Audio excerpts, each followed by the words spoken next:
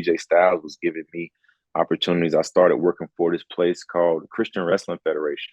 And because of AJ Styles' faith in me, the first time I ever got on an airplane was because of AJ Styles speaking up for me.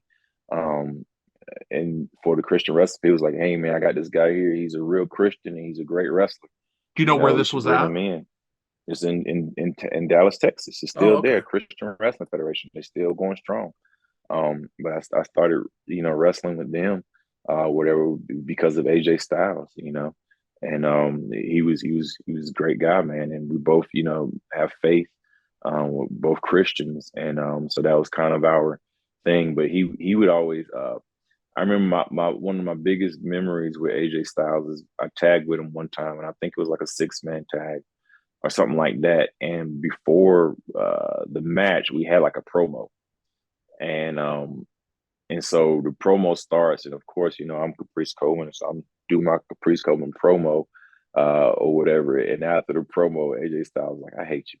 I was like, he's literally he's like, "I hate you," and I was like, "Why?" He's like, "Because," he said, "you could wrestle, you could talk." He was just saying like you could do it. It was a compliment. Yeah. He wasn't saying I hate you like I can't. No, He was just like, man, he was like, you could do everything. And he's like, he just he thought I was. It was a big compliment. He's like, you're amazing. And he was just wishing me the best and all. But um, he was the most athletic person I've ever seen. It was like when I got to NWA Wildside, I was the athletic person everywhere I went. mm, But then there was JC Daz and AJ Styles and a lot of Sal and Nero. Well, Sal didn't come till later.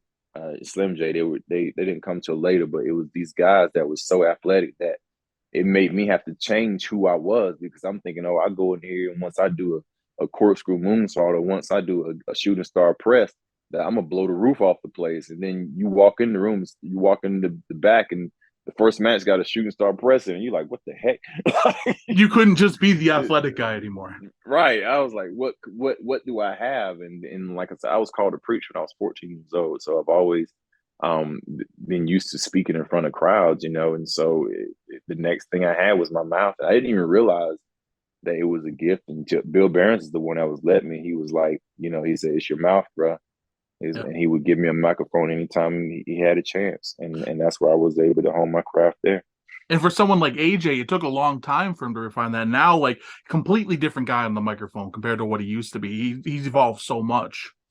Absolutely. Absolutely. And he's gonna keep he's one that, um he's so good that where he is now, it's almost like you still haven't seen AJ Styles. Like, Which you is know what I'm wild. saying? Yeah. Yeah, it's like if you knew the AJ Styles that I knew, and you see him on WWE now, he's amazing still. But it's like, he can do it. WWE, it's like WWE makes you who they want you to be. You get what Mm, I'm saying? yeah. And so sometimes they will put a lid on you, but it's for the greater good. Yeah. You get what I'm saying? Yeah, It's absolutely. it's it's for the greater. It's not like, oh, you're good, don't be good. It's like, don't do this because that. You know what I'm saying? They just want And you in a certain so pocket, yeah, they put you in, and that's kind of like, some people get frustrated with it, but if you're not a billionaire, you really don't have an opinion that that could change it, because if you're a billionaire company, evidently you know kind of what you're talking about, like, Yeah. you know what I'm saying. And But AJ's good enough they to adjust where he can be what they yeah, want him to be. and it's been a kryptonite for some people, because the frustration of the pocket they put you in is, like you said, with the Jim Cornette, or with the Jason Art, how you can't go from somebody that can't wrestle to somebody that can. That's the frustration that, I guess some WWE guys would have, is that, you get given a character that's supposed to be hokey dokey, and then you come out to be serious who you are, and you're not taken serious because of the character you were given before.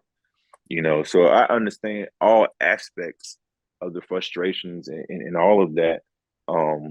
But I kind of get it too, and so at the end of the day, it's in this sport, it's about money and what's Yeah. going to draw the fans and what's going to bring them back. And that's the way it's looked at.